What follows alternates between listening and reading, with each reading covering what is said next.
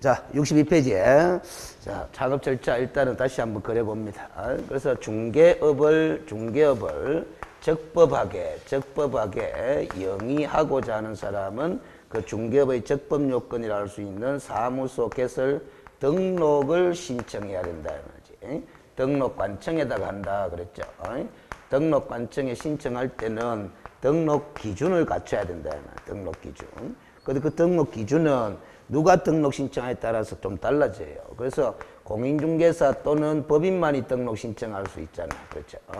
그래서 공인중개사가 등록 신청할 때 갖춰야 될 등록 기준이 있을 거고, 그래서 그 다음에 법인이 등록 신청할 때 갖춰야 될 등록 기준이 있고, 그 등록 기준을 갖췄음을 증명하는 구비 서류를 제출해야 된다. 물론 신청 시에는 민원 수수료로서 당의 지방자치단체 조례를 정하는 수수료를 납부해야 되는 케이스고, 그러면 등록관청은 신청받은 날로부터 7일 이내에 종별에 따라서, 두 종별이죠. 종별에 따라서 등록 처분을 행하고, 그 등록 처분 행한 사실은 신청인에게 서면으로 통지하게 되어 있는데, 이 등록 처분 받은 요 시점부터 개업 공인중개사로서의 신분을 득하게 된다.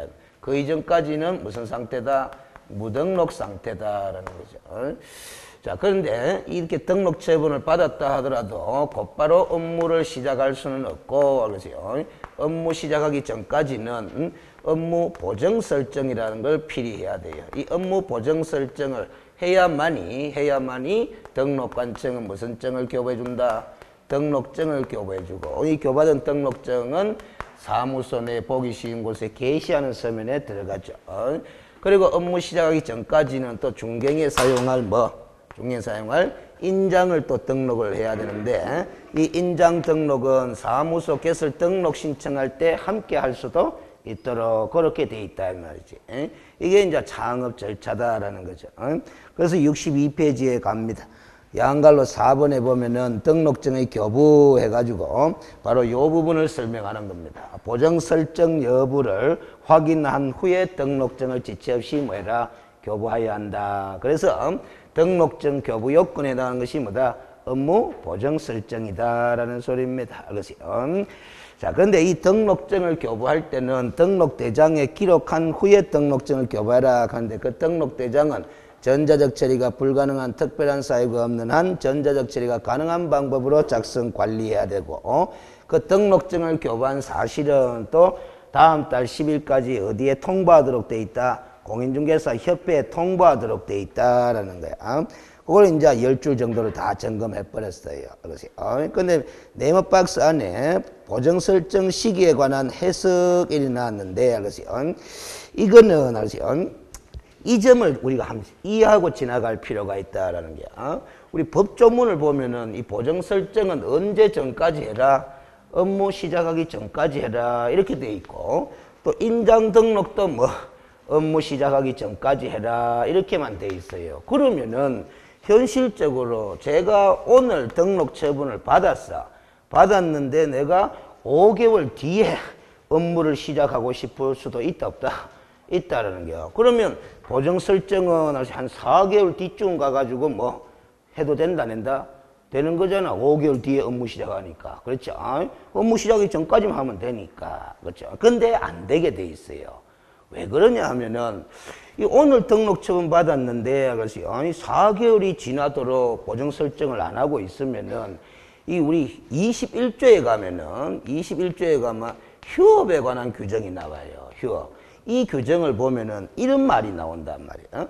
개업 공인중개사는 3월을 초과하여 휴업을 하고자 하는 때에는 등록증을 첨부하여 등록관청에 미리 무슨 신고해야 된다? 휴업 신고하여야 한다. 이런 규정이 나오는데, 요 3월 초과 휴업 옆에 요 괄호가 딱 붙어 있어. 법조문을 보면은. 휴업에 관한 법조문. 괄호가 뭐가 있느냐 하면은 이런 말이 있어요. 중개사무소 개설 등록 후 3월을 초과하여 업무를 개시하지 않는 경우도 뭐한다? 포함한다. 이렇게 괄호가 붙었어. 알겠습니까?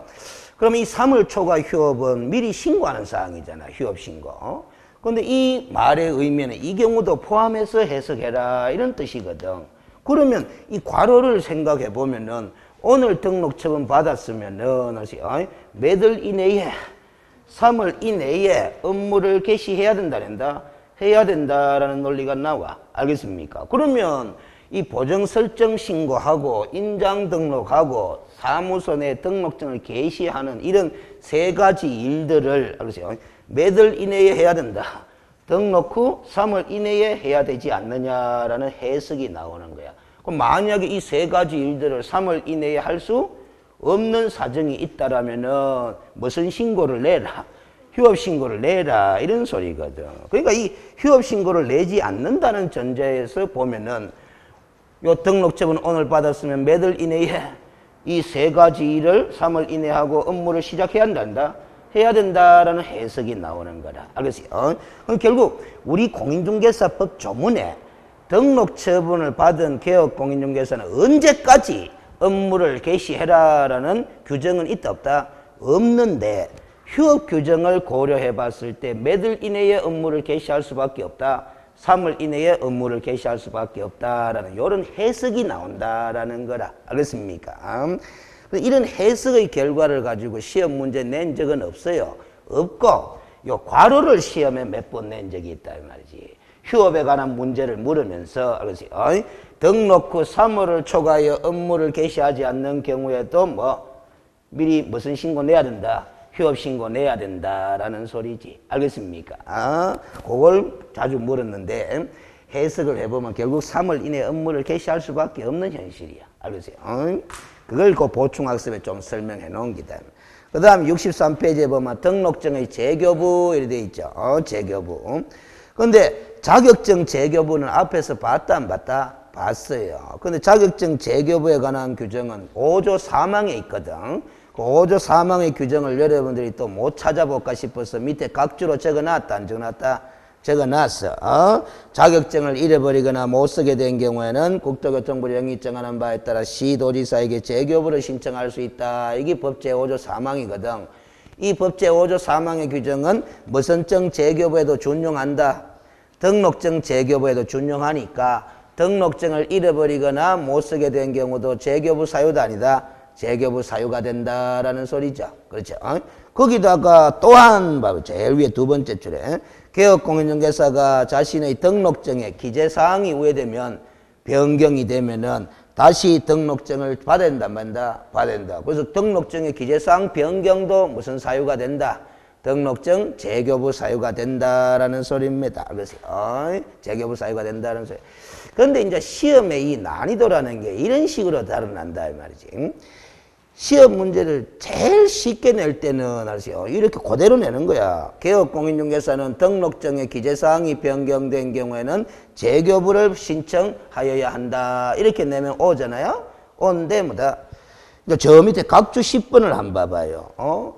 법인의 대표자가 변경된 때는 현 법인을 폐업하고 법인 등기부상 변경된 대표자로 다시 개설 등록을 할 것이 아니라 대표자가 변경된 등기사항 증명서 그리고 그 대표자의 실무교육 이수 확인서를 첨부하여 등록증의 무슨 신청을 해라. 재교부 신청을 해라. 이런 구체적인 사례를 가지고 시험 지문을 구성한 적도 있다 이 말이지. 각주에 나와 있는 것도 시험 지문에 출제된 적이 있는 거라. 그러면 이제 본문에는 기재사항 변경이 되어 있는데 그 기재사항 변경의 사례를 가지고 시험 지문을 구성하게 되면 좀 더 어려워지는 거죠. 알겠어요? 그런데 이제 사례를 구성해가 낼지 법조문 표현대로 낼지는 아무도 몰라요. 알겠습니까? 그래서 우리가 문제풀이를 다양하게 해가지고 이 사례 형식으로 문제를 나오더라도 적응력을 길러가는 훈련이 좀 필요해지는 거야. 알겠습니까? 자, 그 다음에 다시 본문으로 올라가면은 7638로 하는 이 수치는 필요 없고 부칙 제6조 2항의 규정에 따라 이 법에 따른 사무소 개설 등록을 한 것으로 보는 자, 부칙 제6조 2항에 따른 개업공인중개사죠. 옛날에 한때 중개인이라고 불렀던 그 사람이 자격증 없잖아. 그 사람이 자격증을 취득하여 어디에서 등록관청 관할구역 안에서가 중요합니다. 안에서 누구로 업무를 계속하고자 한다 줄 거예요. 공인중개사인 개업공인중개사로 업무를 계속하고자 하는 경우 이 경우에도 알겠어요. 교받은 등록증과 변경사항을 증명서를 첨부하여 가는데 교받은 등록증과 변경사항을 증명서를 첨부하는 말을 보면은 결국 이 케이스도 기재사항 변경의 한 사례다, 사례 아니다. 사례다라고 볼 수 있는 거라. 종별이 기재사항에 들어가거든. 그 종별의 변경 기재가 된다. 이 경우도 재교부 신청 사유다라는 소리입니다. 알겠어요? 그래서 제 머릿속에는 등록증의 재교부 사유를 보통의 수험생처럼 4가지로 정리를 잘 안 하고 알겠어요? 3가지로 정리를 해요.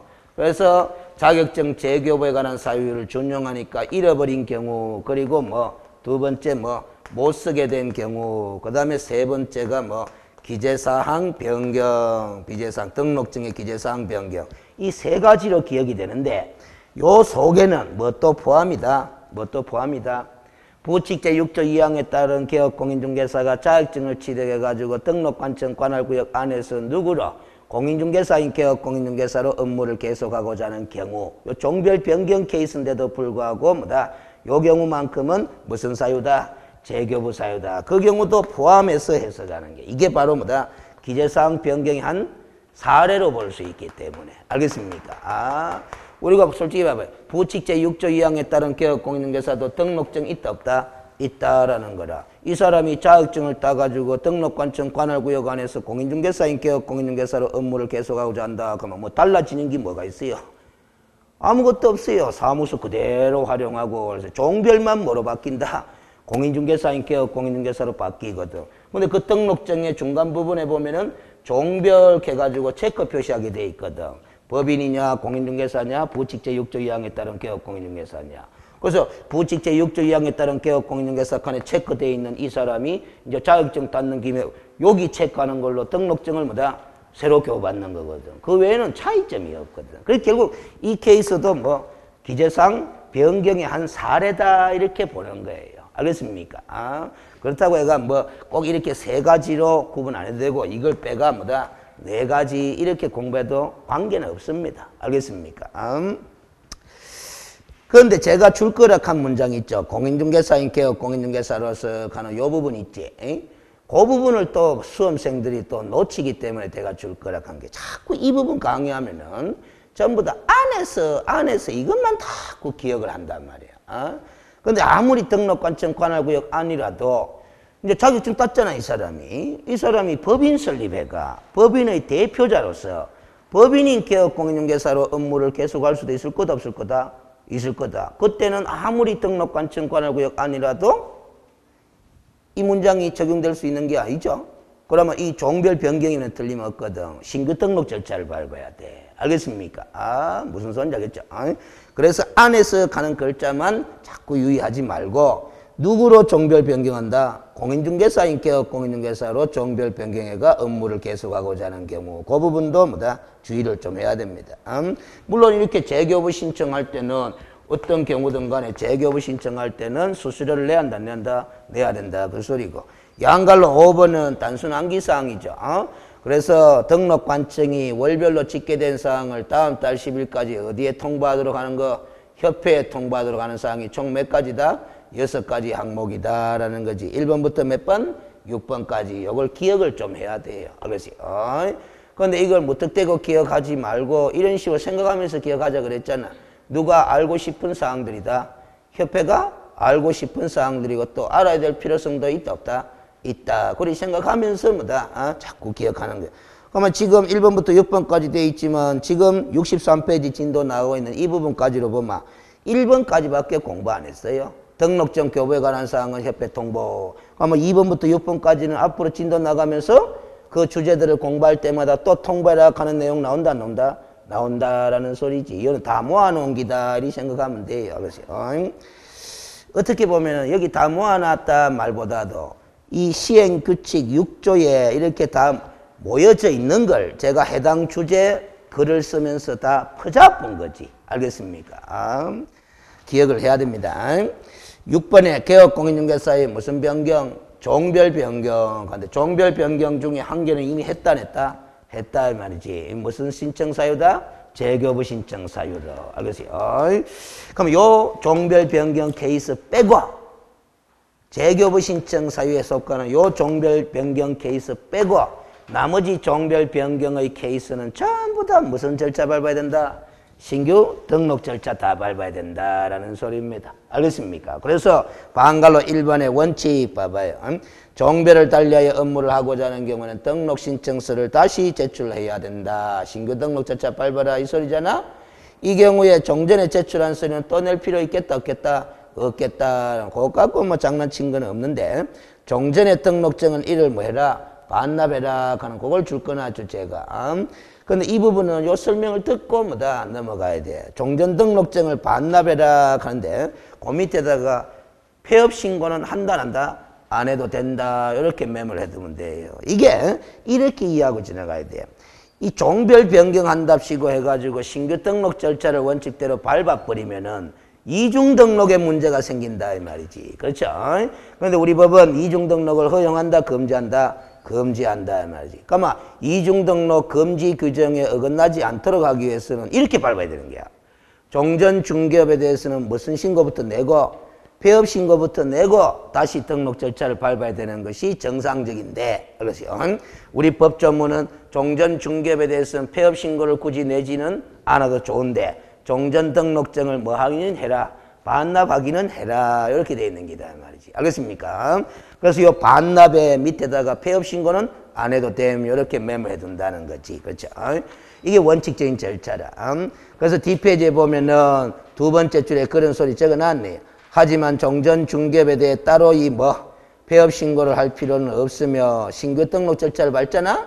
그때 실무 교육을 또 받을 필요는 있다 없다? 없다. 이 메모까지 해놨잖아요, 제가. 왜 실무 교육을 받을 필요 없느냐? 신규 등록 절차 밟을 때 등록 기준이 실무 교육이 이수할 것이 있는데 실무 교육은 우리가 업무의 연속성이 인정될 수 있는 경우는 면제다, 면제 아니다? 면제다라는 게. 이 경우도 종별 변경하고 업무를 계속하고자 하는 경우니까 업무의 연속성이 인정된다, 안 된다? 된다. 그 실무 교육을 받지 않아도 된다라는 것이 국토교통부의 입장이. 그 다음 방갈로 2번은 관로안에 보이 등록증 재교부 신청해놨죠? 거기 6줄 적어놓은 게 요거 아이가, 요거. 그렇죠? 요거. 제가 그대로 읽을 테니까 들어봐요. 알겠어요? 부칙 제6조 2항에 따라 중개사무소 개설 등록을 한 것으로 보는 자가 공인중개사 자격을 취득하여 등록관청 관할구역 안에서 공인중개사인 격 공인중개사로서 업무를 계속하고자 하는 경우. 알겠어요? 이때는 이미 도받은 등록증과 변경사항이 있음을 증명서를 첨부하여 등록증의 재교부를 한다? 신청해야 된다라는 거지. 아까 나왔던 문장 똑같이 적어놨잖아. 아까 앞 페이지에 적어놓은 거는 등록증 재교부에서 제가 적어놨고 지금 요 페이지는 종별 변경의 예외적인 사례로 또 적어놓은 거예요. 알겠습니까? 그래서 이 경우도 종별 변경의 사례인데 예외적으로 신규 등록 절차를 밟을 것이 아니라 재교부 신청만 하면 된다. 그런 케이스거든. 그래서 요 내용은 있죠. 요 내용은 시험 문제 구성할 때 등록증 재교부에 관한 문제를 낼 때도 지문으로 등장할 수 있고 그 다음에 개업공인중개사의 종별 변경에 관한 문제를 구성할 때도 등장할 수도 있고 그런 게야. 그 다음 5번에 중개사무소 개설 등록의 효력소멸과 무등록 중개업 이렇게 나왔는데 알겠어요? 이거는 제목 갖고 시스템을 먼저 세워둘 필요가 있어요. 칠판을 봅니다. 중개사무소 개설 등록의 효력소멸과 무등록 중개업의 관계를 이해하면 됩니다. 알겠어요? 우리가 무등록 중개업이라는 것은 등록하지 않은 상태에서 중개업을 한 케이스잖아. 그러면 이 케이스는 애시당초 등록을 안 했는 케이스도 있지만은 등록은 했었는데 그놈의 등록의 효력이 우회됐다. 소멸된 후에는 무슨 상태다? 무등록 상태고. 그러면 등록의 효력이 소멸된 후에는 중개업 한다 뭐 한다? 뭐 하는데 하게 되면 무슨 중개업이다? 무등록 중개업이다라는 거지. 그래서 크게 보면은 이 무등록 중개업은 이 원시적 무등록 중개업 후발적 무등록 중개업 이렇게 두 가지 케이스로 볼 수 있는 거예요. 그래서 오른쪽 페이지에 표를 하나 만들어 놨잖아. 원시적 무등록 중개업, 후발적 무등록 중개업 이렇게. 알겠습니까? 그럼 원시적 무등록 중개업은 쉬워요. 애시당초 등록 절차 밟았다 안 밟았다? 안 밟았다. 그 관로안에 한번 읽어봐봐요. 등록 신청 단계에서 즉시 중개업을 수행한 경우도 포함한다 하는 거. 그거는 요 말이잖아요. 요 말. 알겠지? 지금 봐봐. 등록 신청을 했는데 아직 등록처분 받았다 안 받았다? 안 받았는데 신청만 한 단계에서 중개업을 수행하면은 무슨 중개업이다? 그것도 무등록 중개업이다. 요건 기출된 바가 있는 거예요. 알겠습니까? 그래서 제가 이렇게 설명한 기다.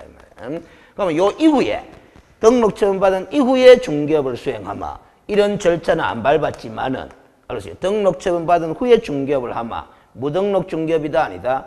아니다라는 거죠. 무등록 중개업은 아니지만은 이런 업무 개시 요건을 갖추지 않고 업무를 수행했기 때문에 그에 대한 처벌은 받아야 된다 말한다? 받아야 된다라는 거지. 알겠습니까? 그럼 후발적 무등록 중개업은 요 등록의 효력이 소멸되는 원인들을 알아보면 되는 거야. 등록의 효력이 소멸되는 가장 대표적인 원인은 우리 등록이 대인적 성격의 일신전속적 성격을 띤 등록이잖아요. 따라서 등록한 개업공인중개사가 사망하거나 법인인 개업공인중개사가 해산하면은 등록의 효력이 소멸된다 안 된다? 소멸된다. 그래서 법인인 개업공인중개사가 해산한 이후에 중개 업무를 계속 수행하면 무슨 중개업이다? 무등록 중개업이다. 이리 되는 거고. 또 개업공인중개사가 스스로 폐업신고를 내도 등록의 효력이 소멸되거든. 그럼 폐업신고 후에 중개업을 계속해도 무슨 중개업이다? 무등록 중개업이다라는 거고. 또 법을 위반해가지고 등록관청으로부터 등록 취소 처분을 받아도 등록의 효력은 소멸되는 거고. 등록 취소 처분 받은 후 중개업을 계속해도 무슨 중개업이다? 무등록 중개업이다. 그렇게 판단할 수 있으면 되는 거예요. 알겠어요? 그런데 우리가 알겠어요? 이런 점을 주의하라 하는 말을 많이 적어놓은 거야. 알겠어요? 우리가 이제 이 등록 취소 처분에 의해서 등록 효력이 소멸된다는 거잖아요. 그러면 등록 취소 처분이 내려진다라는 것은 등록 취소 사유가 있었다 없었다? 있었으니까 취소 처분이 내려지는데 등록 취소 처분 사유가 존재한다는 그 자체만으로는 등록의 효력이 소멸된다 안 된다? 안 된다. 무슨 처분이 내려져야? 취소 처분이 내려져야 등록의 효력이 소멸된다라는 거지. 근데 이건 당연한 건데 왜 자꾸 강조하느냐 하면은 알으세요? 이것 때문에 그래요. 우리가 38조에 가면은 알으세요? 1항에 뭐다? 절대적 등록 취소 사유회가 1번부터 8번까지가 8가지 쭉 제시되어 있는데 1번이 사망 또는 뭐다? 해산이다라는 거지. 알겠어요? 그러면 사망, 해산도 등록 취소 사유면은 틀림이 없어요. 그러면 이 사유로 등록이 취소될 때는 등록 취소 처분에 의해서 등록의 효력이 소멸되는 것이 아니고 사망, 해산과 동시에 등록의 효력이 소멸된다라는 그 점 때문에 그래요. 그러면 나머지 2번부터 8번까지 사유로 등록이 취소될 때는 취소 처분이 내려짐으로써 등록의 효력이 소멸되는 거. 그럼 이것과 이것이 왜 그리 달라지느냐? 우리 중개사무소 개설 등록이 일신 전속적 성격을 띤 등록이라서 그렇다. 대인적 등록이라서 그런 거라. 알겠습니까? 무슨 소리인지 알겠죠?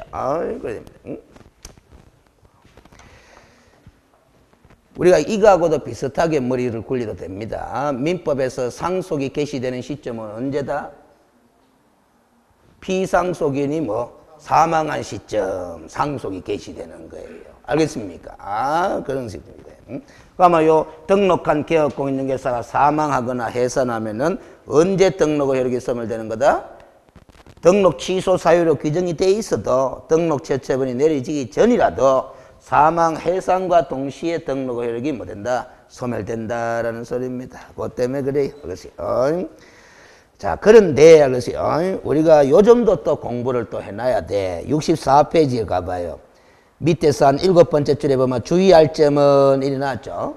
주의할 점은 한번 읽어볼게요.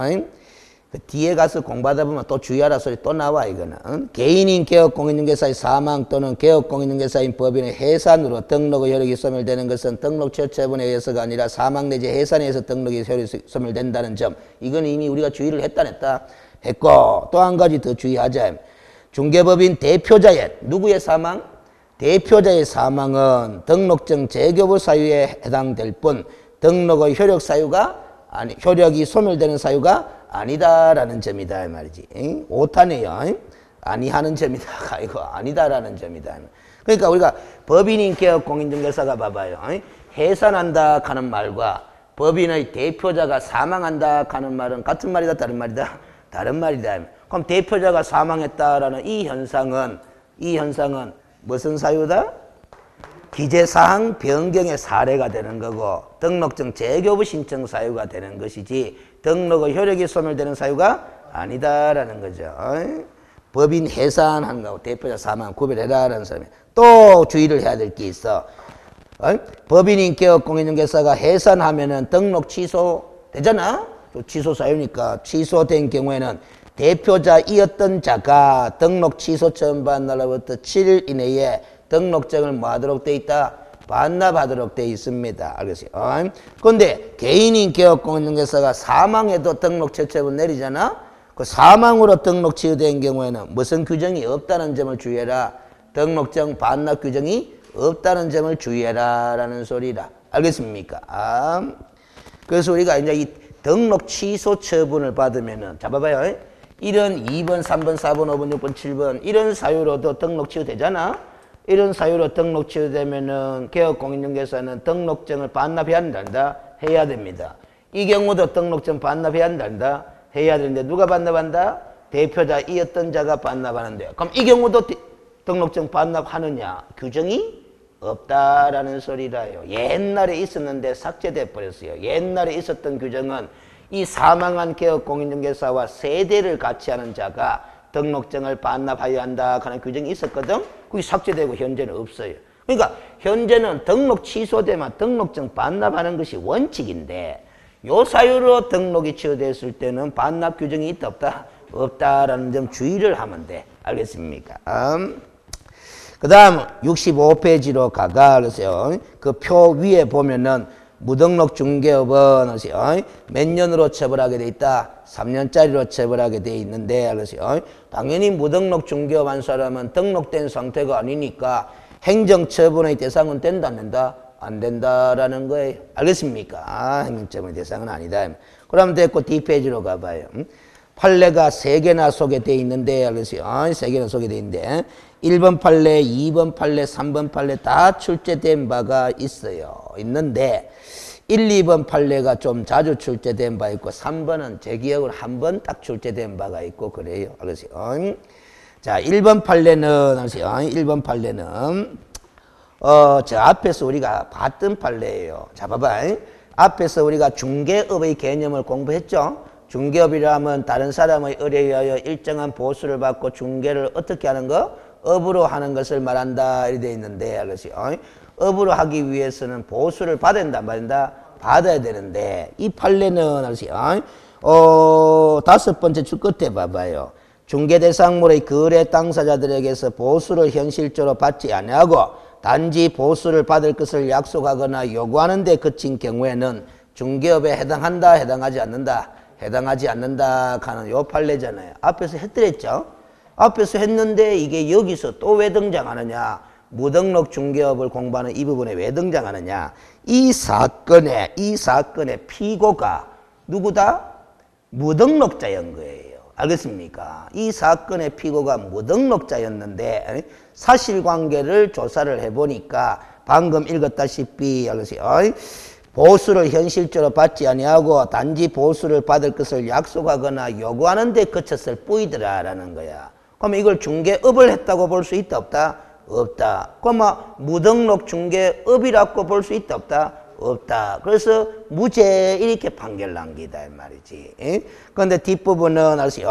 뭐 미수범 가는 내용도 나오는데 우리 공인중개사법에는 무등록 중개업을 처벌하는 규정이 3년짜리로 있잖아. 있는데 미수를 처벌하는 규정이 있다 없다? 없기 때문에 미수로도 처벌한다 뭐 한다? 뭐 한다 가는 거야. 알겠어요? 그래서 우리가 이 어떤 판례들은 알았어요. 앞에서 점검했는데 뒤에 또 나오는 이유가 앞부분에서도 활용할 수 있는 판례가 되고 뭐 이 부분에서도 활용할 수 있는 판례가 되는 거야. 알겠어요? 아까 요거하고 똑같죠? 요 관로안의 거는 등록증 재교부를 묻는 문제에서도 활용, 개업공인중개사의 종별 변경 문제에서도 활용할 수 있듯이 지금 이 판례는 중개업의 개념을 묻는 문제에서도 지문으로 활용할 수 있고 무등록 중개업에 관한 문제를 구성할 때도 지문으로 활용할 수도 있고 그래서 그런 거예요. 알겠습니까? 그 다음 2번 판례는 알으세요. 요 앞부분 5줄 정도로 한번 읽어봐야 돼요. 외울 필요는 없고 중개는 중개 행위자가 아닌 거래 당사자 사이의 거래를 알선하는 것이고, 중개업은 거래 당사자로부터 의뢰를 받아 중개를 업으로 행하는 것이므로 중개를 의뢰하는 거래 당사자, 즉 중개 의뢰인과 중개 의뢰 받아 거래를 알선하는 중개업자는 서로 구별되어 동일인일 수가 없다. 즉 중개 의뢰인과 중개업을 하는 사람은 같은 사람이 될 수가 없다라는 거야. 당연하죠. 그렇다면 결국 중개라는 행위는 그 개념상 중개 의뢰인의 의뢰 행위에 대응하여 이루어지는 별개의 행위로서 서로 병존하며 중개 의뢰 행위가 중개 행위에 포함되어 흡수될 수도 없다. 이렇게 말을 적어놨다는 것은 요 말이라요. 중개 행위를 한다는 것과 중개 행위를 의뢰하는 행위는 별개다, 별개 아니다. 별개다라는 소리야. 알겠습니까? 아? 그렇다면 자, 진하게 줄건한 거 한번 읽어봐봐요. 비록 거래 당사자가 개설 등록을 하지 아니한 중개업자에게 중개를 의뢰하거나 미등기 부동산의 전매에 대하여 중개를 의뢰하였다고 하더라도 중개 의뢰 행위 자체는 우리 공인중개사법의 처벌 대상이 된다, 안 된다? 안 된다라는 거야. 결국 무등록으로 중개업을 하는 사람은 불법을 저지른 사람이잖아. 그 무등록 중개업을 하는 사람에게 중개 의뢰하는 행위, 중개 의뢰하는 행위는 별개의 행위니까 무등록 중개업을 우리 법이 처벌하고 있지, 그 무등록 중개업하는 사람에게 의뢰하는 의뢰 행위 자체를 처벌하는 규정은 있다, 없다? 없다라는 판례입니다. 그리고 그 무등록 중개업자를 처벌할 때 의뢰한 의뢰인을 공동정범으로 처벌할 수도 있다, 없다? 없다라는 겁니다. 그거는 의뢰 행위와 중개 행위는 완전히 별개의 행위이기 때문에 그런 거지. 알겠습니까? 아, 그런 거다. 응? 그러니까 우리 공인중개사법 어느 규정을 보더라도 중개 의뢰인을 처벌하는 규정은 있다, 없다? 없다라는 겁니다. 알겠습니까? 아? 그 다음 동그라미 3번 판례는 공인중개사가 아닌 누구의 중개업?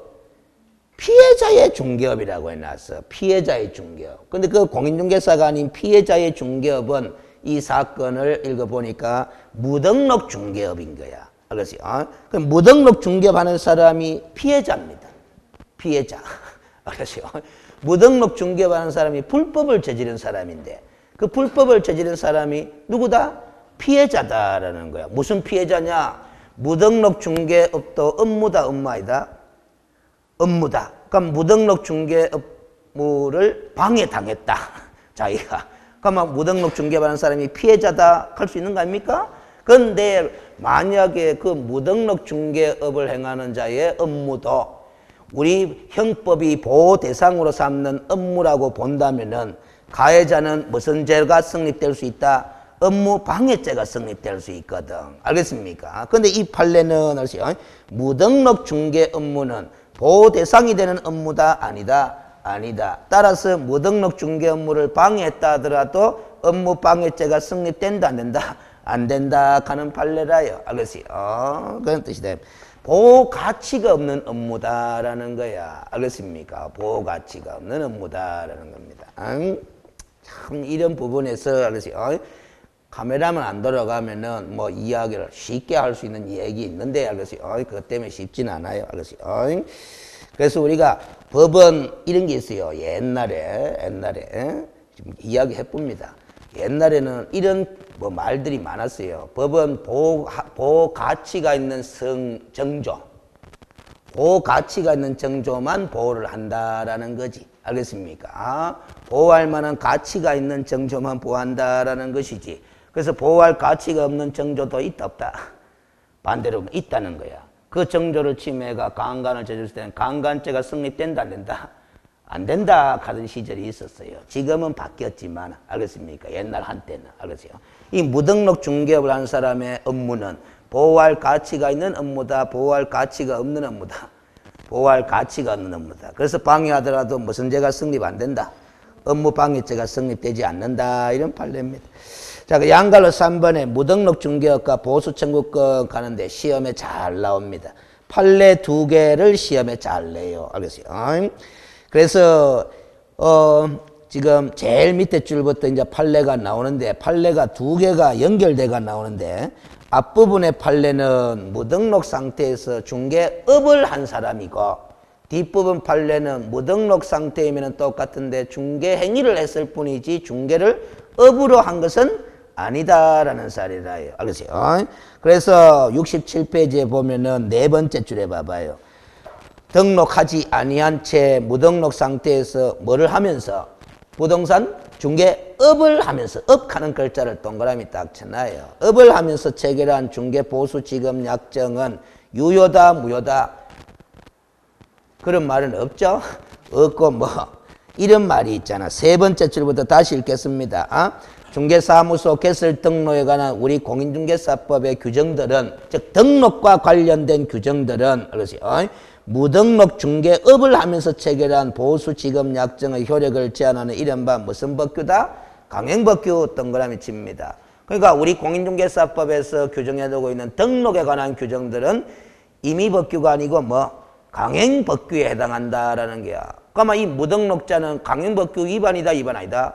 위반이다. 등록 규정을 위반했으니까 강행법규 위반한 상태에서 뭐 보수지급 약정을 한 거니까 유효다 무효다? 무효다 이렇게 판단하는 거예요. 이 무효다 하는 말은 없어도 당연히 그런 뜻입니다. 그래서 강행법규에 해당한다. 무효니까 보수 청구권을 인정하는 판례다 부정하는 판례다? 부정하는 판례인데 하지만 똑같이 자격증이 없어서 알겠어요.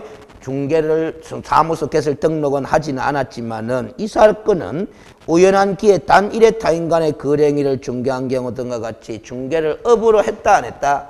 업으로 하지 않은 상태에서 보수지급 약정을 했다라면 이 사람은 등록 규정 위반한 적이 있다 없다? 없으니까 이 보수지급 약정을 강행법규에 위반되어 무효라고 할 것은 아니다라는 거죠. 알겠어요?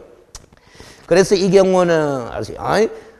보수 청구권을 인정하는 취지의 판결이다라는 소리죠. 그래서 지금 이게 위에 판례는 2010년도고 밑에 판례는 2012년도잖아. 그래서 위에 판례와 밑에 판례의 연도가 중요한 게 아니고 뭐 위에 판례는 업으로 한 상태고 밑에 판례는 뭐 업으로 하지 않은 상태다. 그 차이다. 알겠습니까? 그래서 항상 요 논리를 머릿속에 인식하고 있어야 되죠. 무등록 중개 형사처벌 대상이다 아니다? 무등록 중개는 형사처벌 대상이다 아니다? 아니다라는 거예요.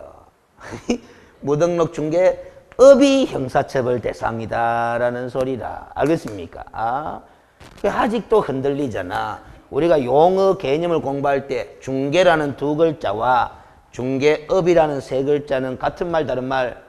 다른 말이다 이 말이지. 그러면 무등록 중개라는 5글자와 무등록 중개업이라는 6글자도 당연히 뭐 다른 말이 되는 거지. 알겠습니까?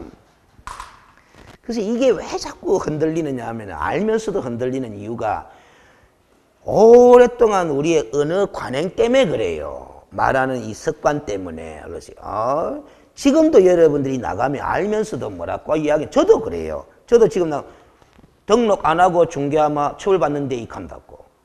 등록 안 하고 중개하면 처벌받는데 맞나? 안 맞잖아. 제가 등록 안 하고 중개업을 하면 처벌받는데 이렇게 이야기를 해야 정확한데 현실로 가면 저도 뭐다 등록 안 하고 중개를 하면 처벌받는데 이런 식으로 뭐다 쉽게 이야기를 해버린다입니다. 해버리는 거예요. 알겠습니까? 이 언어의 관행 때문에 자꾸 흔들려요. 알겠어요? 그래서 습관이 무서운 겁니다. 알겠어요?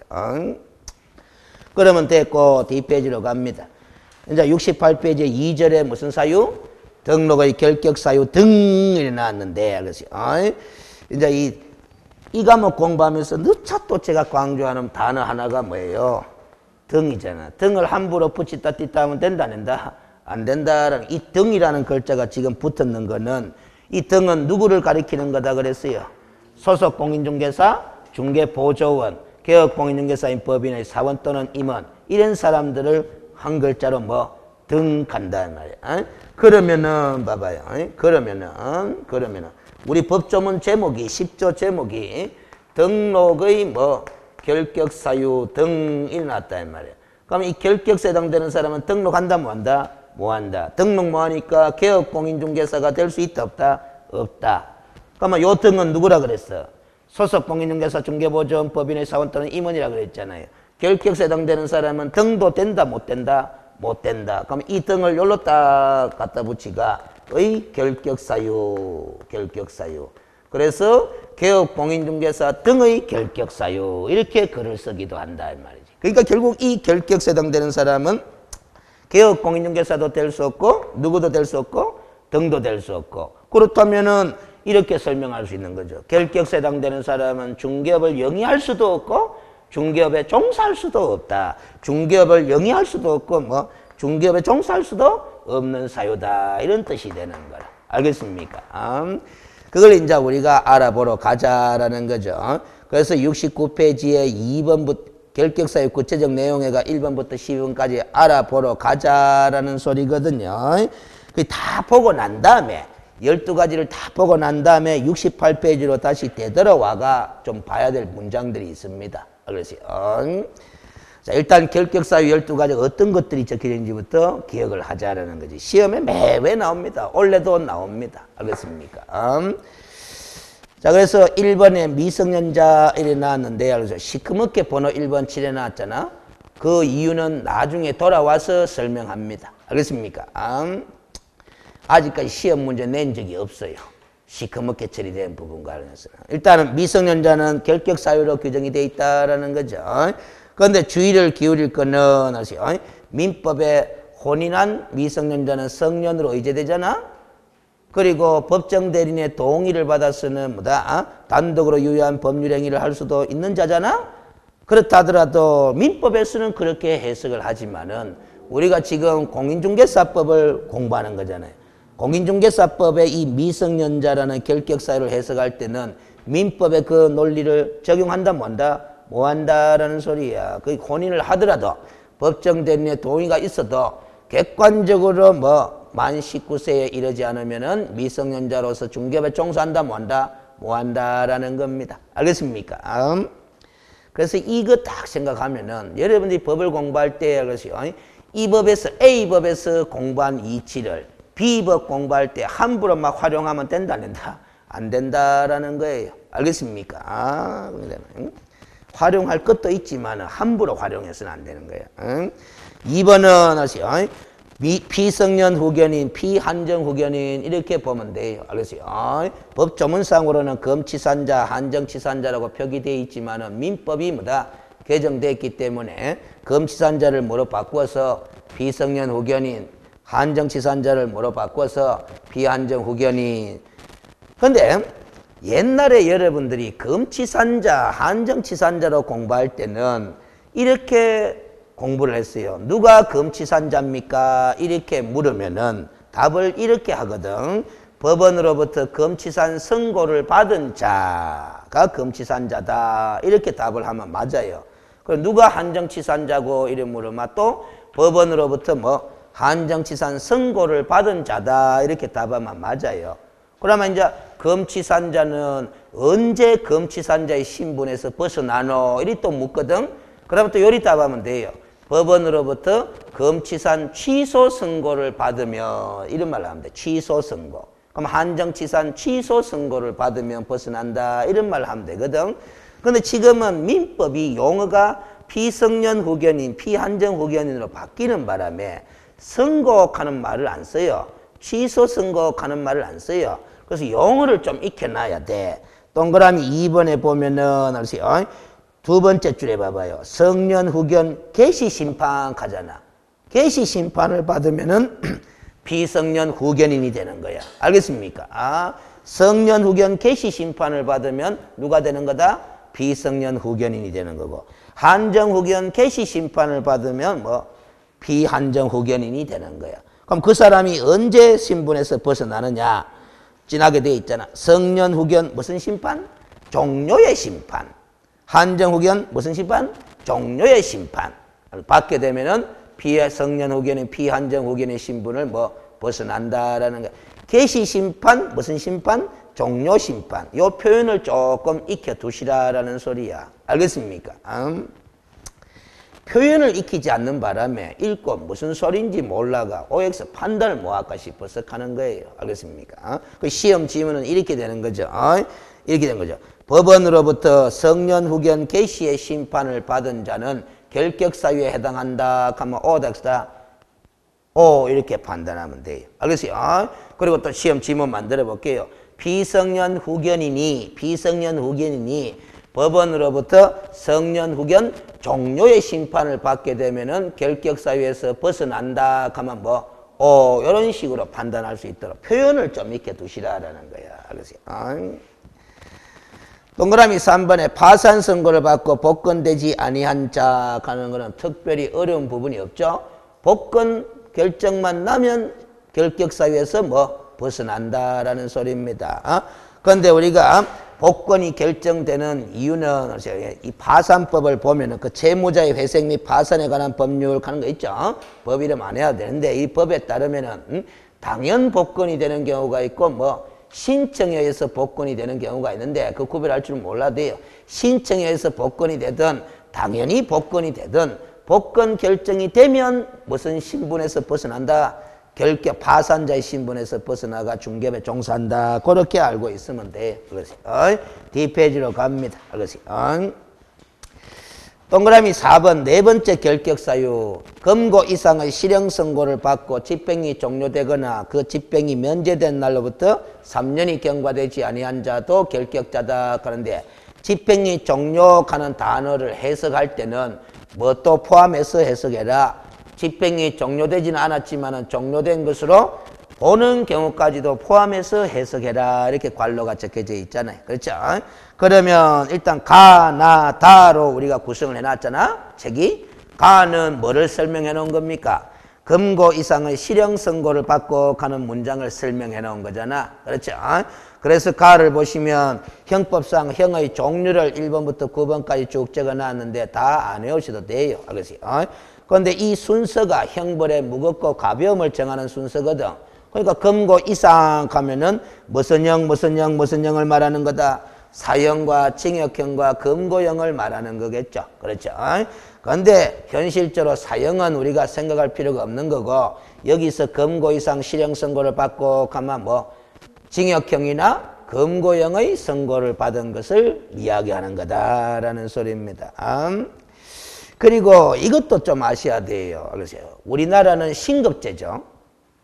1심, 2심, 3심 세 번의 재판을 받을 권리가 보장이 되어 있잖아요. 그렇죠? 그러면 우리가 1심에서 알겠어요. 징역형을 선고받아도 불복을 내가 항소를 제기했잖아. 2심 제기했잖아요. 그러면 금고 이상 실형 선고를 받은 자에 속한다 안 속한다? 안 속합니다. 항소를 제기한 상태에서는 형이 확정된 거다 안 된 거다? 안 된 거예요. 알겠습니까?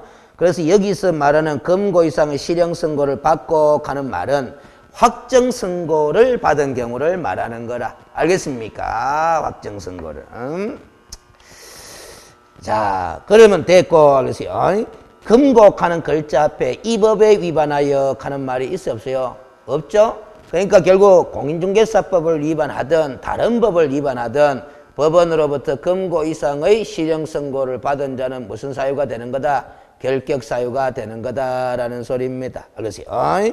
그 마지막 줄도 한번 봐봐요. 징역 또는 금고형에 해당하는 범죄 혐의로 뭐 된 자는 기소된 자는 기소됐다 하는 말은 아직까지 뭐다? 재판 받았어요? 안 받았어요? 안 받았으니까 금고 이상 실형 선고를 받은 적이 있어요? 없어요? 없으니까 결격사유도 아니다? 아니다라는 소리입니다. 알겠습니까? 기소라 하는 거는 공소 제기로서 인자 재판 청구했다라는 것밖에 더 되나 이 말이지. 알겠어요?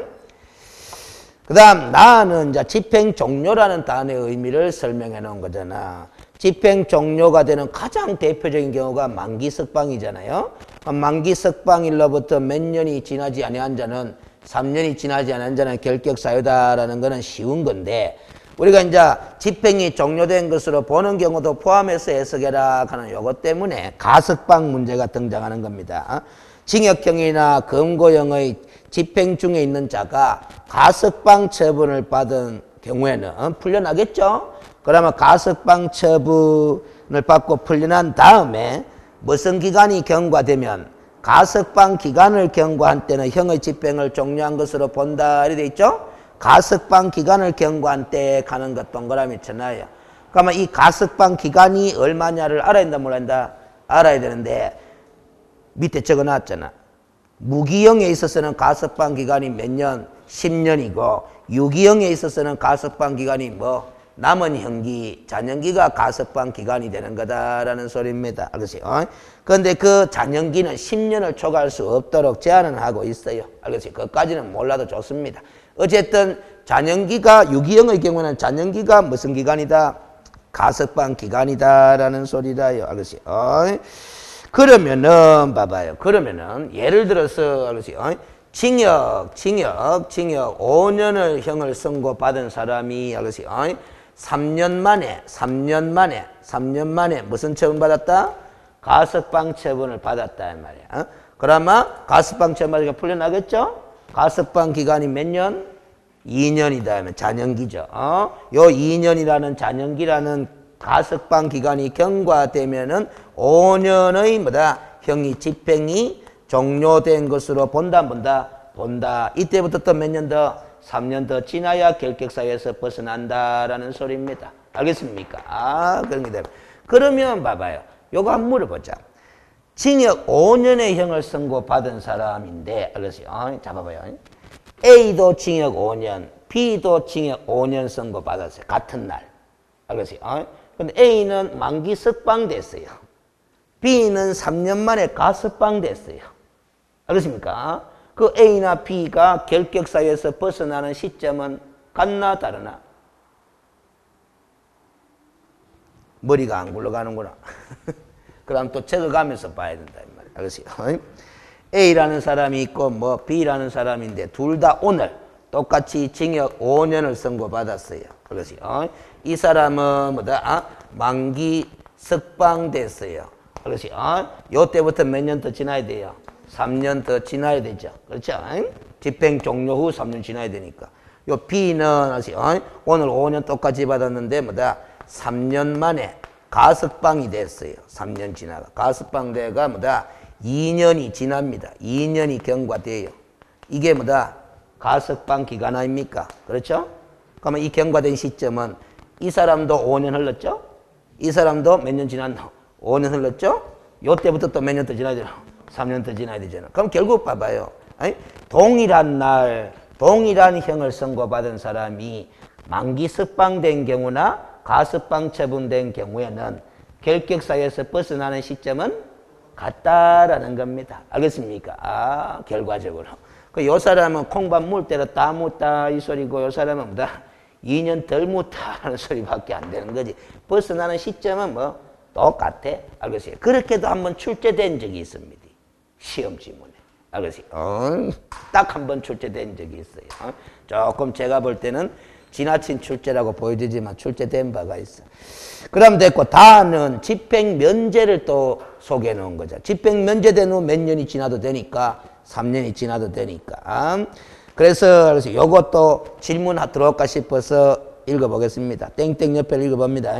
집행이 면제된다는 것은 재판 확정 전의 사유로 인하여 형을 뭐하는 것과는 구별된다. 면제하는 것과는 구별되며 재판 확정 후의 사유로 형의 집행을 면제하는 것을 말한다 해놨습니다. 그래서 이게 뭔 소리냐면은 이거하고 이거는 같은 말이다, 다른 말이다. 다른 말이다라는 걸 설명해 놓은 거예요. 자, 봐봐요. 형의 면제 가는 말하고, 알겠어요? 형 집행 면제 가는 말하고는 같은 말이다, 다른 말이다? 다른 말이다라는 소리입니다. 알겠습니까? 그 일부 교재는 이 다른 말이다 하는 걸 모르고 이 케이스까지도 교재 쓰는 사람들이 있어요. 알겠습니까? 형법을 잘 몰라서 그렇게 쓰는 거야. 요 말하고 요 말은 같은 말이다, 다른 말이다? 다른 말이다. 요거는 재판 확정 전의 사유로 가잖아요. 알겠어요? 재판 확정 전의 사유로 인하여 형을 면제한다는데 각주 12번을 안 봐봐. 제일 밑에 각주 12번. 범죄에 의하여 외국에서 형의 전부 또는 일부의 집행을 받은 자에 대해서는 형을 감경 또는 뭐 할 수 있다? 면제할 수 있다. 요 면제하는 말이 있죠? 이게 형의 면제야. 이 뭔 소리냐면은 봐봐요. 여러분들이 대한민국 국적을 가진 대한민국 국민 아닙니까? 이 시험에는 안 나와요. 당연히. 근데 이제 질문할까 싶어서 그런 게야. 이 단어하고 이 단어 다르다 하는 게. 여러분들이 미국 여행을 가가 그래서 미국에서 뭐다 죄를 저질렀어요. 그래서 절도죄를 저질렀어요. 그럼 미국 법이 가만히 있을까 처벌할까? 처벌하죠. 그럼 미국 교도소에 들어가서 살았어요. 무슨 1년 살다가 나왔어요. 죄값 치렀나 안 치렀나? 치렀죠. 어느 법에 의해서? 미국 법에 의해서. 근데 여러분들 국적이 어디다? 대한민국 국적이에요. 그러니까 뭐 칼기 타고 한국으로 들어온다 안 들어온다? 들어오면 공항에서 바로 뭐다? 수갑입니다. 우리나라 법이 여러분들한테 적용된 적이 있다 없다? 없어요. 알겠어요? 그럼 우리나라 법정에 다시 무슨 죄로? 절도죄로 재판 받아야 된다 안 받는다? 받아야 된다라는 거야. 알겠습니까? 근데 이미 외국에서 절도죄 혐의로 형의 집행을 받았다 안 받았다? 받았잖아요. 그 그대로 읽어봐. 외국에서 형의 전부 또는 일부의 집행을 받은 자잖아. 그 받은 자에 대해서는 우리나라 법정에서 다시 절도죄로 재판할 때 뭐 할 수 있다? 형을 감경 또는 뭐 할 수 있다? 면제할 수 있다라는 소리야. 그럼 우리나라 법정에서 형을 선고할 때 이제 이미 외국에서 1년을 살았기 때문에 그걸 깎아줄 수도 있고 아예 면제 판결을 할 수도 있다 이 말이에요. 알겠습니까? 이건 집행을 면제하는 게 아니고 형 자체를 면제하는 게거든. 알겠습니까? 그게 좀 달라요. 알겠어요? 그 대한민국 국적을 가진 사람은 대한민국 법에 위배되는 행위를 전 세계 어디 가서라도 하면 된다 안 된다? 안 됩니다. 대한민국 법에 위배되는 범죄 행위를 미국 가서 저지르면 괜찮겠지, 일본 가서 저지르면 괜찮겠지, 안 됩니다. 알겠습니까? 무슨 소리인지 알지? 근데 미국 가서 저질렀는데 미국 경찰이 몰랐어. 그럼 한국 경찰은 알까 모를까? 더 모르지 뭐. 알겠어요? 그러니 결국 몰라가지고 안 붙잡히가 처벌 안 받는다라는 거지. 알면은 처벌이에요. 알겠습니까? 대한민국 사람은 전 세계 어디 가든 대한민국 법의 적용을 받는다 안 받는다? 받는다라는 소리야. 그럼 봐봐요. 외국 가면 외국 법도 적용받잖아. 외국 가면은 두 나라 법을 다 지켜야 돼요. 알겠습니까? 무슨 소리인지 알겠어요? 그 외국 나가는 건 너무 쉽게 나가면 안 돼요. 나가기 전에 우리나라 법은 이미 당연히 알고 가야 되고 그 나라 법도 어느 정도는 알고 가야 돼. 알겠습니까? 그 다음 71페이지에 이제 가면 첫째, 둘째, 셋째 가는 게 여기다 이제 형 집행 면제되는 사유를 이제 정한 거야. 그렇죠? 그 첫째는 재판 확정 후에 법률의 변경에 의해 그 행위가 범죄를 구성하지 아니하는 때 형의 집행을 면제한다. 형을 면제한다 안 돼 있고 형의 집행을 면제한다 이렇게 돼 있잖아. 이게 이제 법이 바뀜에 따라서 죄가 아니게 돼버린 경우가 있죠. 이런 경우는 흔하다 그랬어, 흔하지 않다 그랬어요. 흔하지 않은데 최근에 우리나라에서 간통죄 가는 게 있었다 그랬죠. 알겠어요? 그러니까 바뀐 법률이 시행되는 날 집행 면제가 되거든. 그때부터 몇 년 더, 3년 더 지나마 벗어난다 이 소리가 되는 거고. 둘째는 형의 선고를 받은 자는 시효 완성으로 인하여 집행이 면제된다 해놨거든. 알겠어요? 자, 이거는 이제 이 단어를 좀 구별해서 다루면 돼요. 자, 형의 면제와 집행 면제 구별했으면 됐고, 잘 봐봐요. 여러분들이 민법 공부하면은 시효 제도를 공부한다 한다 하는데 민법에서는 이런 거 공부하잖아. 이런 거. 그렇죠. 이런 거 공부하잖아. 그렇죠. 그러면 이제 형사법적으로 오면은 이런 걸 공부해요. 공소시효 하는 거 공부하고 요거 좀 형의 시효 하는 거 공부한다 이 말이에요. 알겠습니까? 무슨 소리인지 알지? 그러니까 여러분들이 민법에서 이거 공부했으면 됐어. 근데 여기서 이제 이걸 공부하자라는 거예요. 알겠어요? 그런데 시효하는 거는 다 뭐라고 생각하면 돼요. 시효하는 거는 기간이다 이 생각하면 돼. 기간. 그래서 시효기간 이 생각하면 된다. 시효기간. 그러면 요거는 무슨 소리냐 하면은 시효기간이 정해져 있는데 그 시효기간 내에 무슨 권을 행사해야 된다? 공소권을 행사해야 된다라는 거야. 검사가 가지고 있는 공소권. 알겠어요? 그 공소권을 시효기간 내에 행사하지 아니하고 시효기간이 경과, 시효가 완성되면 공소권이 뭐 해버린다? 소멸해버린다라는 소리라요. 그럼 공소 제기한다 뭐 한다? 뭐 한다. 그 공소 시효가 완성된 범죄는 범죄자를 붙잡아도 공소 제기한다 뭐 한다? 뭐 한다라는 소리라요. 알겠습니까? 그렇게 아시면 되고. 형의 시효를 지금 우리가 알아보려고 하잖아. 이거는 뭐냐 하면은 요 형 가는데 형 집행권 가는 글자를 붙여가 공부하면 쉬워요. 그렇지? 시효 기간 내에 형을 뭐 해야 되는데? 집행을 해야 되는데 시효 기간이 경과되도록 집행을 했다 안 했다? 안 했다. 그러면 그 시효가 완성되면서 집행권이 뭐 해버린다? 소멸해버린다라는 거야. 집행권이 소멸해버리니까 집행한다 뭐 한다? 뭐 하니까 집행 면제일이 되는 거예요. 알겠습니까? 그래서 우리가 흔히 뉴스에서 공소시효가 완성됐다 하는 말은 자주 들어봐요. 알겠습니까? 근데 형의 시효가 완성됐다 하는 말은 자주 들어본다 안 들어본다? 안 들어봐요. 그런 일이 거의 없기 때문에. 왜냐하면은 형의 집행권은 누가 갖고 있다 그랬어요? 검찰이 갖고 있다 그래서 그 검찰 사무로 돼 있거든. 형 집행 사무는. 그래서 법관이 형벌을 선고하면은 선고된 그 형의 집행을 누가 담당한다? 검찰이 담당하는 거예요. 검찰이 논다 안 논다? 안 노니까 집행권이 소멸될 일이 있다 없다? 없습니다. 알겠습니까? 그런데 현실적으로는 가능성 있는 형벌이 사형이다 그랬잖아. 그러면 사형이라는 형벌은 형의 시효기간이 집행해야 되는 시효기간이 몇 년으로 정해져 있다? 30년으로 정해져 있는데 안 해야 돼요. 그럼 30년 내에 사형 집행을 해야 된다. 해야 되는데 30년이 지나도록 사형 집행을 안 하면 형의 시효가 사형이라는 형의 시효가 완성돼가 사형 집행 면제일이 되는 거예요. 알겠습니까? 그 현재 지금 교도소에 수감 중인 사형수들이 대한민국에서 한 20여 년 동안 지금 사형 집행한 적이 있다 없다? 없다라는 소리입니다. 몇 년 더 지나면 한 10여 년 더 지나면 빗볼 날이 온다 안 온다? 온다라는 거지. 그 빗볼 날 와도 30년 동안 교도소 생활했기 때문에 뭐 나오고 싶겠나 안 나오고 싶겠나? 안 나오는 게 더 나을 수도 있다 이 생각하는 사람도 있대요. 그게 나와봤자 강산이 몇 번이나 바뀌는데 3번이나 바뀌었는데 알겠습니까? 그런 거다. 그 교도소 안이 더 편할 수 있다 이렇게 생각하는 사람도 있다는 거지. 알겠어요? 그런 케이스라. 그게 제도적으로만 존재하고 있습니다.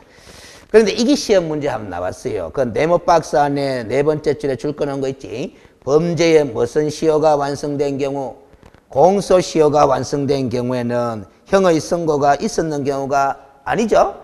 따라서 결격 사유다 아니다? 아니다라는 게. 금고 이상의 실형 선고를 받은 자가 뭐다? 결격 사유잖아요. 그럼 공소시효가 완성됐다 하는 말은 아예 뭐다? 금고 이상 실형 선고 받은 사실도 뭐다? 없는데 결격 사유가 될 리가 없죠. 알겠습니까? 그게 한번 출제된 적이 있는 거예요. 그 다음에 셋째, 특별사면도 형 집행 면제 사유라요. 알겠습니까? 그러면 특별사면일로부터 몇 년이 지나마 3년이 지나마 결격사유에서 벗어난다 그 소리라요. 그런데 이제 복수학습은 일반 사면 때문에 소개했는데 일반 사면은 형선고의 효력을 상실시키거나 공소권을 소멸시키는 그런 효력이 있기 때문에 일반 사면 받은 사람은 형선고 안 받은 기나 마찬가지 효과가 되기 때문에 결격자다 결격자이다 아니기 때문에 일반 사면 받자마자 즉시 결격사유에서 뭐 벗어난다라는 소리죠. 즉시 동그라미 치면 되죠. 근데 제가 즉시 이런 걸 동그라미 치라 하니까 여러분들은 공부를 할 때 이런 식으로 한다 이 말이야. 그 세 줄 읽고 고민하는 게 귀찮네. 그 세 줄 읽고 고민하는 게 귀찮아가 그냥 이렇게 합니다. 특별사면은 3년 지나고 일반사면은 즉시 그냥 외우는 거예요. 아가씨, 무슨 소리냐 했죠? 그러니까 자꾸 뭐 다 까먹게 되는 거예요. 알겠어요? 저는 일반사면은 적시를 안 해옵니다. 안 해오고 뭐를 깨닫는다? 일반사면의 효력이 뭐냐라는 거지. 일반사면의 효력은 뭐다? 형선고 받은 사람한테 일반사면 해버리면 형선고의 효력을 소멸시켜버려. 알겠어요? 그럼 형선고 받지 아니한 사람이 일반사면 대뿐만 검사가 아예 공소 제기도 못하는 효력을 발생시켜버린다. 그런 생각하면 이 사람 일반 사면 받았뿐만 검거 이상 실형 선고 받은 사람이다 안 받은 사람이다. 안 받은 사람 되니까 아예 결격사유에 들어갈 리가 없지 않느냐. 그러면 일반 사면 받자마자 곧바로 뭐다? 결격사유에서 벗어나지 않느냐. 이런 식으로 생각을 하는 공부를 하셔야 됩니다. 알겠어요? 그러면 됐고, 그래서요. D페이지로 갑니다. 그거 이제 결격 사유를 도표로 다시 요약 정리해 놓은 거니까 참고하시면 되겠고, 5번 금고 이상의 형의 집행유예를 받고 그 유예 기간 중에 있는 자, 유예 기간 중 하는 걸 기억하면 되죠. 그러면 집행유예 기간 동안만 무슨 사유다? 결격 사유다. 그럼 집행유예 기간이 얼마냐? 네 번째 줄에 보면은 1년 이상 5년 이하의 범위 내에서 누가 정한다? 법원이 정하니까, 그래서요. 법원이 정하니까 실무에서는 집행유예 판결문을 작성할 때는 집행유예 기간을 정해준다, 안 정해준다? 정해주는 게야. 그 판결문에 집행유예 기간이 3년이다 하면 3년인 거고 5년이다 하면 뭐 5년인 거예요. 알겠습니까? 그럼 그 정해준 유예 기간 동안만 무슨 사유가 되는 거다? 결격 사유가 되는 건데, 주의를 할 거는 5번에 제일 밑에 줄로 내려가 봐요. 옛날 법에는 있었는데, 그래서요. 지금은 삭제돼가 결격 사유가 되지 않는 게 하나 있어요. 금고 이상의 형의 뭐다? 선고유예 기간 중에 있는 자는 옛날 법에서는 그것도 결격 사유로 규정을 두고 있었는데 삭제되는 바람에 지금은 선고유예 기간 중에 있는 자는 결격자다 아니다? 아니다라는 거예요. 알겠습니까? 그러면 집행유예와 선고유예는 같은 말이다? 다른 말이다? 다른 말이다라는 거죠. 알겠어요? 선고유예 기간 중에 있는 자는 결격자가 아니다. 그 다음 6번 제일 쉬워요. 공인중개사 자격증을 땄다가 그 자격이 취소된 후 몇 년이 경과되지 아니하면 3년이 경과되지 아니하면 결격자로서 중개업에 종사 못한다라는 건데, 문제는 우리가 저 앞에서 공인중개사 시험 제도를 공부할 때 응시 자격도 공부한 적 있잖아. 이 자격 취소 3년이 경과되지 아니한 자는 공인중개사 시험에 응시 자격도 있다 없다? 없다라는 점. 응시 자격도 없고 뭐 중개보조원으로 중개업에 종사도 한다 못한다? 못한다 하는 거예요. 그래서 이걸 또 머릿속에 이렇게 뭐다? 이렇게 공부를 하는 것도 정확해요. 뭐냐 하면은 우리 공인중개사법에 5조라고 합시다. 법제 5조가 6조인가? 자, 6조 하겠어요. 6조의 제목이 뭐로 되어 있다? 칠판 봅니다. 같은 공인중개사법 6조의 무슨 사유? 결격 사유. 지금 우리가 공부하는 거는 몇 조? 10조입니다. 10조. 알겠어요? 10조의 제목은 이렇다 이 말이지. 자, 봐봐요.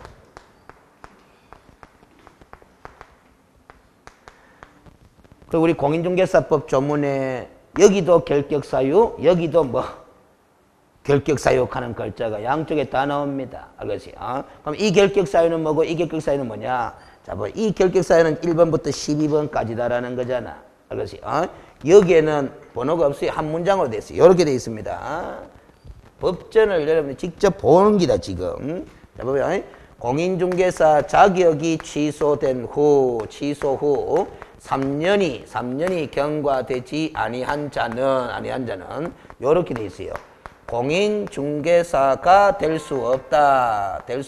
이렇게 되어 있다 이 말이야. 알겠어요?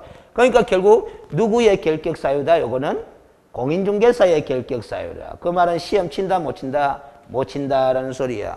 그러면 여기 12가지는 알겠어요? 뭐 개업 공인중개사 등이 될 수 없다라는 거잖아. 결국 중개업에 종사한다 뭐한다? 뭐한다라는 거야. 알겠습니까? 중개업에 종사 뭐하는 사유하고 자격시험에 응시 뭐하는 사유는 의미가 다른 거잖아요. 다른 건데 문제는 요 놈의 내용이 여기 6번도 있더라 없더라? 있더라라는 거예요. 양쪽에 다 있으니까 자격 취소 3년이 경과되지 아니한 자는 공인중개사도 될 수 없고 즉 시험에도 칠 수 없고 뭐 중개업에 종사도 한다 뭐한다? 뭐한다 그 소리라요. 알겠습니까? 그래서 제 머릿속에는 이렇게 돼 있어요. 공인중개사의 결격사유 하는 말하고 개업공인중개사 등의 결격사유 하는 말하고는 같은 말 다른 말?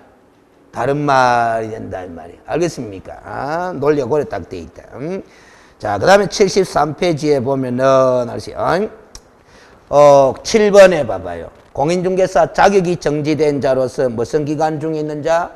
자격 정지 기간 중에 있는 자. 그럼 자격 정지 기간 중에만 결격 사유라. 알겠어요? 그런데 관란에 제가 소속 공인중개사라고 메모를 해둔 거는 이 결격 사유는 누구를 가리키는 거다? 소속 공인중개사를 가리키는 거다라는 거죠. 왜냐하면은 자격 정지 처분이라는 행정처분은 누구한테만 행하는 처분이다? 소속 공인중개사한테만. 알겠습니까? 이 자짝하는 거는 소속 공인중개사를 가리키는 거다. 즉 정지 기간 중에 있는 소속 공인중개사를 말하는 거지. 알겠습니까? 자, 그러면 됐고, 알겠어요? 8번으로 갑니다. 이게 제일 까다로워요. 알겠어요? 이걸 설명하고 잠시 쉬었다 가겠습니다. 8번은 따로 별표를 따로 해놔요. 12가지가 다 중요하지만 8번만 갖고도 시험 문제 구성합니다. 일단은 38조 1항 2호, 4호 내지 8호, 동조 제2항 2호 내지 11호까지 해당하는 사유로 해놨어. 몇 호가 빠졌는지를 발견해야 됩니다. 38조 1항에 1호가 빠졌죠. 그리고 3호가 빠졌죠. 그리고 38조 2항에 1호가 빠졌죠. 그 3개가 빠졌어. 자, 빠졌다 이 말이야. 빠졌다 이 말이야. 자, 그러면 요렇게 갑니다. 알겠어요? 요렇게 갑니다. 칠판 봅니다. 우리 공인중개사법 38조 1항이 있고 38조 2항이 있는데 38조 1항은 절대적 등록 취소 규정이야. 2항은 뭐다? 상대적 등록 취소 규정인데 1항은 1번부터 8번까지 8가지, 2항은 1번부터 11번까지 11가지. 이 모두 다가 지금 무슨 사유다? 등록 취소 사유인데 19가지나 되는 거죠. 그렇죠? 그러면 등록 취소 후 몇 년이 경과되지 아니한 자? 3년이 경과되지 아니한 자는 뭐다? 결격자다. 이런 소리거든. 그런데 지금 번호를 우리가 보니까 1호가 빠졌잖아. 3호가 빠졌잖아. 또 1호가 빠졌잖아. 그러면 19가지 중에 3개를 빼면 몇 개? 16가지. 16가지 중에 한 가지 사유로 등록이 취소되면 몇 년 동안? 3년 동안 결격자다라는 소리야. 그러면 요 3개 중에 한 가지 사유로 등록이 취소되면 3년 가면 된다 안 된다? 안 된다라는 거예요. 알겠습니까? 요 3개 중에 한 가지로 등록이 취소되면 이 3개는 내용적으로 판단하시면 돼요. 사망 또는 뭐다? 해산이거든. 그 사망 해산으로 등록 취소되면은 3년 가는 말 한다 못 한다? 뭐 하는 거죠, 당연히. 결격 사유다라는 실익이 없는 거잖아요. 사라져버렸는데. 그 다음 여기 제일 어려워요. 결격 사유에 해당된 경우거든. 결격 사유에 해당된 경우거든. 그러면 개업공인중개사가 영업하다가 결격 사유에 해당되면은 뭐다? 등록이 취소되는데 그 등록 취소 3년 동안 가면 안 되고, 잘 봐요. 등록 취소의 원인이 뭐다? 결격 사유고, 등록 취소의 원인인 요 결격 사유가 우회될 때까지, 해소될 때까지 결격자다. 이렇게 이해를 하셔야 돼. 알겠습니까? 그거는 사례를 집어넣어 보면 알아요. 파산 선고를 받아도 결격 사유 맞죠? 그럼 파산 선고 받아가 등록이 취소되면 3년 동안 결격자입니까? 복권될 때까지입니까? 복권될 때까지 아이가. 맞죠? 징역 1년에 집행유예 5년을 선고받았어요. 결격 사유 맞죠? 집행유예 기간 중이니까. 그럼 등록 취소되죠? 등록 취소 3년 동안입니까? 집행유예 기간 5년 동안입니까? 5년 동안 아이가. 알겠습니까? 맞죠? 그러니까 등록 취소의 원인인 요 결격 사유가 뭐 해소될 때까지 결격자가 되는 것이지 3년 가면 된다 안 된다? 안 되는 거다. 그럼 요 1번은 뭐냐? 등록 기준에 미달된 경우잖아. 등록 기준에 미달. 맞죠? 그럼 개업공인중개사가 영업하다가 등록 기준에 미달되면 등록이 취소될 수는 있어. 그렇게 등록 취소됐다 하더라도 3년 동안 가면 된다 안 된다? 안 된다. 이 경우는 결격 사유로 처리하지를 않는다. 않기 때문에 다시 등록 기준 갖다가 또 등록 신청해도 된다 안 된다? 된다라는 겁니다. 상식적으로 봐봐요. 잘못한 게 있나 없나? 없어요. 알겠어요? 그냥 임대인인 건물주가 방 뺏겨가 방 빼붙는데, 알겠어요? 그러니까 등록 취소 당했다 하더라도 다시 사무실 확보해가 또 등록 신청하면 된다 안 된다? 된다라는 소리입니다. 요 3가지가 있는 거예요. 그 다음 등록 취소된 후 3년 했는데 3년 옆에 또 장글씨가 관로로 붙었죠?